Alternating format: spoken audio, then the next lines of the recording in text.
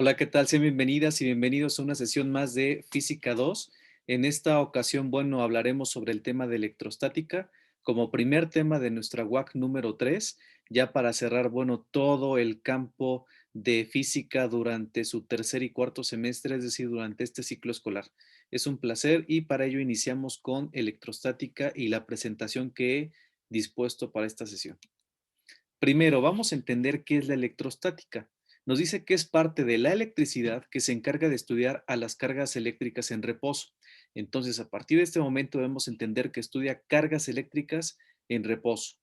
Ahora bien, como acabo de mencionar, cargas eléctricas es un elemento muy importante. ¿Qué es esto de carga eléctrica? Debemos entender primero que toda materia se compone de átomos y estos a su vez de partículas elementales que son llamadas electrones, protones y neutrones. Yo sé que, bueno, eso ya lo saben ustedes. Sin embargo, lo que me interesa saber es esto de carga eléctrica. Veamos, los neutrones carecen de carga eléctrica, que es una propiedad que tienen estas partículas elementales de los átomos. Entonces, los neutrones no tienen carga eléctrica, mientras que los electrones, como aparece en la diapositiva, tienen carga eléctrica negativa y los protones tienen carga eléctrica positiva. Entonces, neutrones no tienen, electrones carga negativa y los protones carga positiva. De hecho, añado una imagen en la parte inferior derecha donde podemos apreciar que los electrones, como ustedes lo saben, se encuentran orbitando alrededor del núcleo atómico, mientras que en el propio núcleo tenemos a los neutrones y a los protones. Ahora bien, ¿cuándo un átomo, es decir, el conjunto de estos elementos, cuándo el átomo va a ser positivo y cuándo va a ser negativo? Es muy sencillo. Un átomo es positivo cuando tiene mayor número de protones que de neutrones, como podemos ver en la imagen, mientras que un átomo será negativo cuando tiene mayor número de electrones que de protones. Es decir, en el primer caso, como hay más protones, se tienen más cargas positivas, por eso es un átomo positivo. Mientras que en el segundo caso, en el caso inferior, tenemos más electrones, por eso tiene carga negativa, es decir, tiene más cargas negativas. Ahora bien, las unidades que se utilizan para medir la carga eléctrica, tenemos que para el sistema internacional, que como ya lo hemos visto desde el semestre anterior, es el que utilizamos nosotros, se emplea a la unidad llamada Coulomb, que se simboliza con una C, como la unidad de carga eléctrica. Sin embargo, esta unidad de Coulomb resulta ser muy grande para algunas mediciones, en particular para las cargas eléctricas de átomos. Por lo tanto, es muy común que se utilicen algunos submúltiplos, es decir, unidades que se encuentran por debajo del Coulomb. Eso también ya lo habíamos hablado, que son los submúltiplos. Y estos submúltiplos que normalmente se utilizan son tres, que es el milicoulomb, el microcoulomb y el nanocoulomb, cuyas equivalencias expreso y dejo en la pantalla a continuación. Tienen una equivalencia de 1 por 10 a la menos 3 coulombs, 1 por 10 a la menos 6 coulombs y 1 por 10 a la menos 9 coulombs respectivamente. Ahora bien, parte importante del estudio de la electrostática es justamente analizar las interacciones entre las cargas eléctricas, entre estas cargas eléctricas. Debemos de partir de que se tienen dos tipos de cargas eléctricas, como ya lo vimos, positivas y negativas. Ahora bien, como resultado de la interacción entre estas cargas, se presentan los fenómenos ya sea de atracción o de repulsión entre las mismas. Y es muy sencillo, lo dejo en color negro resaltado. Las cargas de igual signo se repelen, mientras que las cargas de signo diferente se atraen, como aparece en la imagen. Si tenemos dos cargas positivas, en este caso a cierta distancia, más cerca, bueno, pues va a existir un fenómeno de repulsión, debido a que, como lo dice ahí, cargas iguales se repelen. Lo mismo pasaría con dos cargas negativas. Sin embargo, si acercamos una carga positiva y una negativa, se van a traer cada vez más y más porque cargas de diferente signo se atraen. Bien, dado y considerando lo anterior, resulta que se plantea la llamada ley de Coulomb. Veamos en qué consiste. Fue desarrollada por el científico francés Charles Coulomb. Observó que a mayor distancia entre dos cuerpos cargados eléctricamente, o simplemente entre dos cargas eléctricas, menor será la fuerza de atracción o repulsión. Bueno, esto siempre pongo como ejemplo dos imanes. Ojo, no es lo mismo. Una cosa es el fenómeno magnético y otra cosa son las cargas eléctricas y el fenómeno eléctrico. Pero para ilustrar un poco, es un ejemplo, repito, no es lo mismo. Pero supongamos que tenemos dos imanes. En este caso, si los imanes se encuentran muy lejos, pues simplemente no va a haber interacción entre ellos. Pero si los imanes se encuentran a cierta distancia, más cerca, por decirlo así, pueden existir dos cosas. La primera, que se atraigan lo suficiente hasta pegarse, o la segunda, que simplemente exista la repulsión y que no podamos juntarlos. Lo mismo pasaría con las cargas eléctricas. Entonces, aquí les dejo la imagen de la ley de Coulomb. Veamos cómo se enuncia la ley de Coulomb.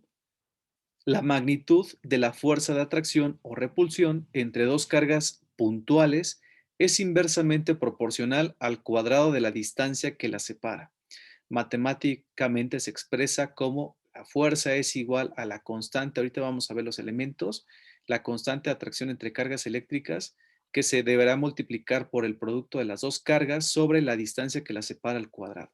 Entonces, a lo mejor así como que suena muy complicado, pero básicamente tiene que ver la relación entre la carga, la propia carga eléctrica que tienen los dos objetos y la distancia a la cual se encuentran separados. Veamos, donde F, les decía, es la fuerza de atracción o repulsión. Puede ser cualquiera de las dos, atracción o repulsión entre cargas eléctricas. Y como es una fuerza, se expresa en newtons. Mientras que la K es una constante de atracción entre cargas eléctricas y tiene un valor, siempre va a valer lo mismo. Al ser una constante, siempre va a valer lo mismo. Y es de 9 por 10 a la 9 newton por metro cuadrado sobre coulomb cuadrado. Mientras que en la fórmula Q1 y Q2 equivale a las cargas eléctricas que, como acabamos de mencionar, se pueden expresar en coulombs, milicoulombs, microcoulombs y nanocoulombs.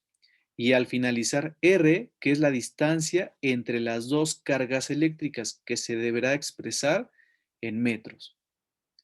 Veamos un ejemplo. Calcular la fuerza eléctrica entre dos cargas cuyos valores son 2 milicoulombs y 4 milicoulombs al estar separadas por una distancia de 30 centímetros. Entonces, de entrada, yo aquí ya puedo estimar que al estar en milicoulombs, las dos cargas las debo de convertir a coulombs. Por lo tanto, debo de tener presente la equivalencia. Segundo, las dos cargas tienen signo positivo. Como no, a pesar de que no aparezca el signo, pues se entiende que es un signo positivo. Y tercero, la distancia me la está dando en centímetros. Observemos, dice 30 centímetros. Y acabo de mencionar que la distancia se debe de expresar en metros. Por lo tanto, si paso a mi parte de datos, debo de encontrar la fuerza, la carga 1 de 2 milicoulombs, la carga 2 de 4 milicoulombs, y aquí ya menciono, se debe convertir a coulombs. ¿Con qué equivalencia? 1 por 10 a la menos 3, y la distancia, que es de 30 centímetros, pasa a metros, en este caso va a ser 0.3 metros. Ahora bien, selecciono la fórmula y la voy a aplicar. Observemos la sustitución que hice. K, que tiene un valor de 9 por 10 a la 9 newton por metro cuadrado sobre coulomb cuadrado. Quedamos que eso nunca va a cambiar. Pero ahora bien, los datos de cargas, ¿de dónde salió el 2 por 10 a la menos 3 y el 4 por 10 a la menos 3? Para hacer la conversión, únicamente bastará con dejar el número, en este caso 2 y 4, y solamente le voy a adicionar la terminación que corresponda. En este caso, los milicoulombs tienen una terminación de 10 a la menos 3. Entonces solamente estoy agregando por 10 a la menos 3. Por eso es que la carga 1 quedó como 2 por 10 a la menos 3 y la carga 2 como 4 por 10 a la menos 3. Repito, solamente voy a agregar la terminación en base 10 que corresponda sobre la distancia ya en metros, que es 0.3 metros al cuadrado. Entonces, no se les olvide en esta parte elevar al cuadrado. Así lo dice la fórmula. Por lo tanto, al hacer mis operaciones, me dio y les tiene que dar a ustedes que la fuerza es de 8 por 10 a la 5 newtons o 800,000 newtons. Pero aquí una nota que dejo es que son 800,000 newtons de repulsión. ¿Cómo sé qué repulsión? Porque recordemos lo que vimos anteriormente. Cargas iguales se repelen. Y si las dos cargas Q1 y Q2 tienen signo positivo, tienen signos iguales, por lo tanto, se repelen. Entonces son 800,000 newtons, pero de repulsión. Esta es la ley de Coulomb explicada con un ejercicio. Continuamos. Otro tema importante es el campo eléctrico. ¿Qué es esto de campo eléctrico? Toda carga eléctrica se encuentra rodeada de un campo eléctrico, como podemos observar en la imagen o en las imágenes que se anexan. ¿Qué es esto de campo eléctrico? Pues es una región de influencia de cada carga eléctrica que da lugar a las interacciones entre las propias cargas eléctricas, ya sea de atracción o repulsión. Quiere decir, si observamos esto, el campo eléctrico también es invisible. Si observamos las imágenes que les anexo, el campo eléctrico va a dar lugar a las interacciones. El campo eléctrico, si está muy separado y si no se toca, las cargas eléctricas simplemente no se van no van a interactuar entre sí. Pero si los campos eléctricos llegan a chocar, por así decirlo, entrar en contacto, ahora sí va a existir una interacción, ya sea de atracción o repulsión. En la imagen, si juntamos más las cargas eléctricas hasta que se toquen los campos eléctricos, entonces se convertiría en una atracción. Veamos entonces cómo sería. Atracción y repulsión de los campos eléctricos. La imagen de la izquierda es una repulsión, cargas de igual signo, mientras que la imagen de la derecha es una atracción, cargas de diferente signo. Los campos eléctricos entran en contacto y por ello se deriva en una interacción como las que estoy presentando en este momento. El campo eléctrico también se puede calcular con la fórmula de intensidad del campo eléctrico que se expresa en Newton sobre Coulomb es igual a la fuerza que recibe la carga que se expresa en newtons sobre la propia carga eléctrica que se expresa en las unidades que ya vimos, coulombs, milicoulombs, microcoulombs y nanocoulombs. Ejemplo para el campo eléctrico que también se puede calcular. Una carga de 2 milicoulombs recibe una fuerza hacia la derecha de 2 por 10 a la menos 4 newtons. ¿Cuál es la intensidad de su campo eléctrico?